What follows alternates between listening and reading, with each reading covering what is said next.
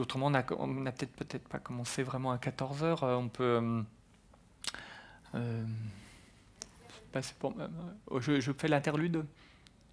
Hein, alors l'interlude, en fait, ça va nous détendre un petit peu, hein, puisque en fait, on va revenir sur deux disputes, mais qui sont en fait comment dire, qui sont célèbres, hein, mais dont je tire un petit enseignement, donc, ou un enseignement philosophique, ou disons un questionnement. Et on va dire qu'en philosophie, c'est la même chose. L'enseignement, c'est le questionnement. Alors, la première dispute, c'est celle autour de la propriété des vestiges donc qui pourraient être originaires, hein, du Parthénon.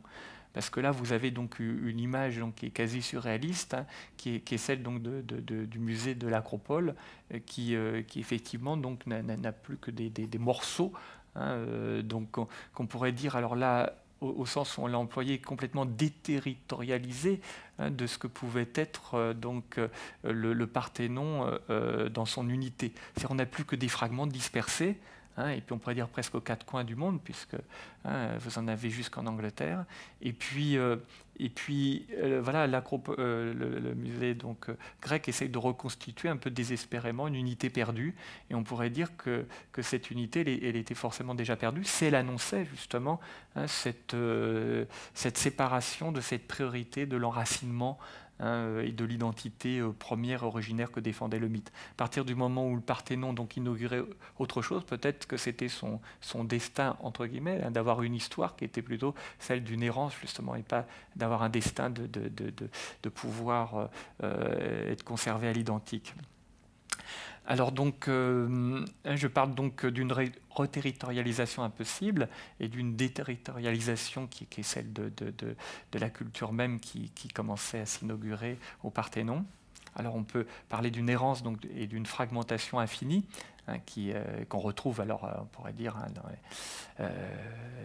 dans la modernité, hein, qui est une culture hein, du fragment, et on pourrait dire dans ce sens-là donc toujours de l'instabilité et de la crise, hein, du déchirement, quoi, hein, l'impossibilité de reconstituer ou de sauvegarder l'unité que donnait le mythe. Hein, donc il y a aussi un rapport philosophique aussi à l'origine perdue, hein, que cherche à défendre Platon, hein, ou à retrouver Platon, par rapport à la copie de copie, c'est-à-dire un monde de simulacres généralisés auquel je participe, là, en vous transmettant à mon tour des images d'images, hein, dont on ne sait plus quels sont leurs modèles, hein, puis qui errent comme ça, donc, comme des doubles fantomatiques, hein, de cette unité impossible.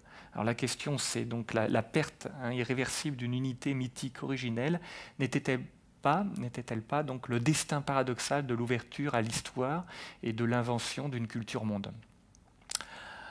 Alors, notamment, bon, j'ai détaillé là, le conflit, mais on va passer vraiment rapidement dessus, qui opposait donc, qui oppose actuellement donc, la Grèce à travers son ministère de la Culture à l'État donc britannique, qui refuse donc de rendre ce qu'elle a pu acheter donc aux Ottomans, et donc il y a un conflit là, juridique mais de possession peut-être de quelque chose qui est plutôt fantomatique, quoi. Hein, on cherche à posséder une unité qui de toute façon est perdue, hein, et qu'on n'arrivera jamais à reconstituer. Et là, vous avez une vue donc toujours de l'Acropole avec en fait les moulages en plâtre. Ils restent en plâtre comme ça blanc pour signifier que on devrait leur rendre les originaux, quoi. Hein, mais il y a un problème sur qu'est-ce que le caractère original, hein, d'une unité qui, je vous dis, était déjà d'une certaine manière en crise. Un parallèle qu'on pourrait faire, hein, je vous avais parlé de l'Iliade, et l'Iliade, vous savez que la guerre de Troie, elle est déterminée par enfin, elle est provoquée il y a encore un rapport au féminin, hein, dans la guerre de Troie, c'est Athènes, hein, l'enlèvement d'Athènes qui provoque donc la réaction grecque pour la reconquérir et l'arracher aux Troyens. Et vous avez en fait une tragédie qui souligne que peut-être Athènes n'a jamais été enlevée, mais que c'est son double, donc on va dire l'honneur et sauf, qui a été enlevé par donc celui qui l'arrache à Paris. Donc Paris n'aurait jamais en fait donc séduit Hélène ou rapté de force donc Hélène. En fait, ça serait son double et son original en fait dans cette pièce est retrouvé. Donc en Égypte. Et on pourrait se demander si justement, dans le mythe, si l'unité qu'on cherche à sauvegarder, elle n'est pas toujours un fantasme, justement, toujours une illusion. Et la tragédie donc joue beaucoup là-dessus, sur la remise en question de cette unité ou de cette vérité originelle que voulait sauvegarder le mythe. Alors c'est pour ça qu'en fait, dans l'interlude, j'avais prévu en fait de vous parler d'une seconde dispute, qui est celle autour de l'interprétation même de la frise intérieure sur laquelle on va quand même tout de même terminer.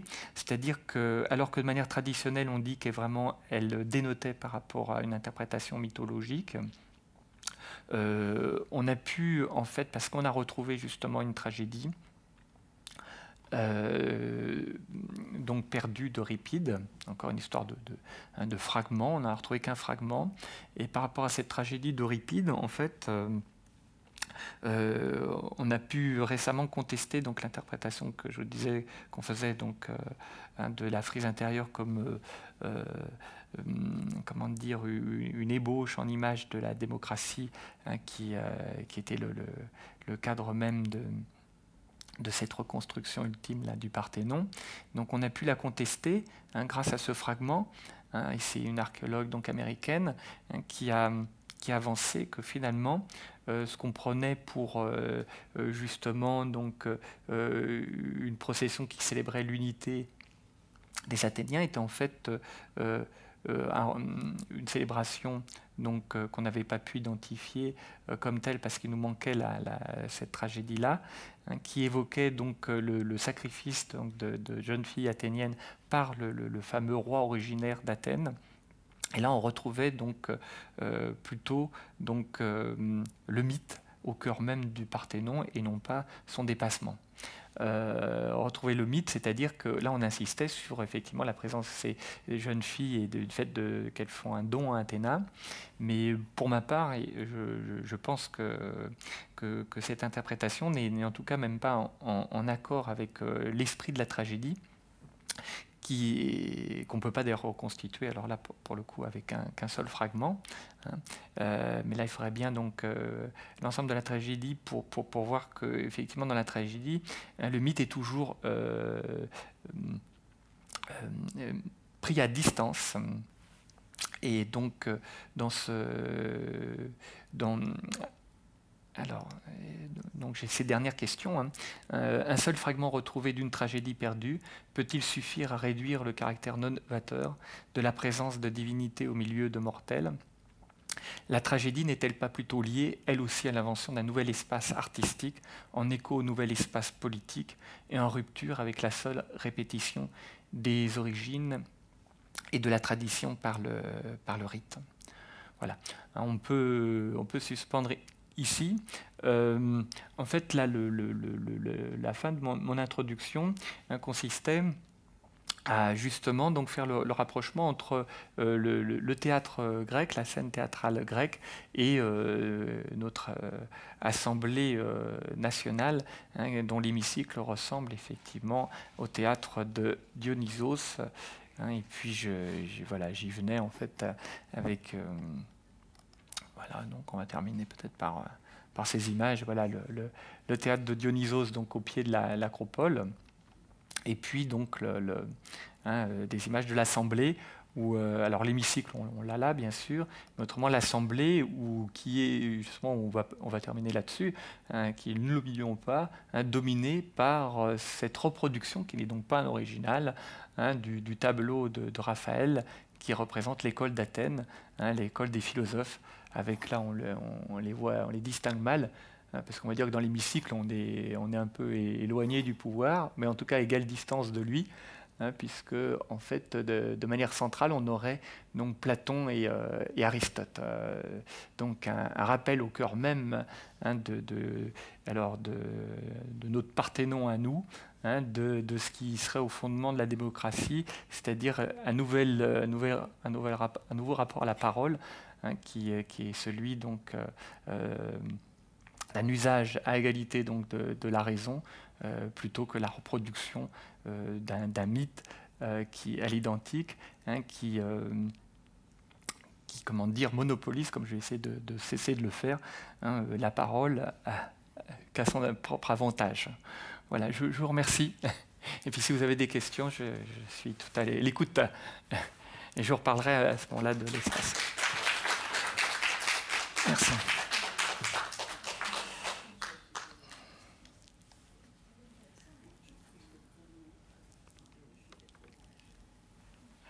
Alors n'hésitez pas,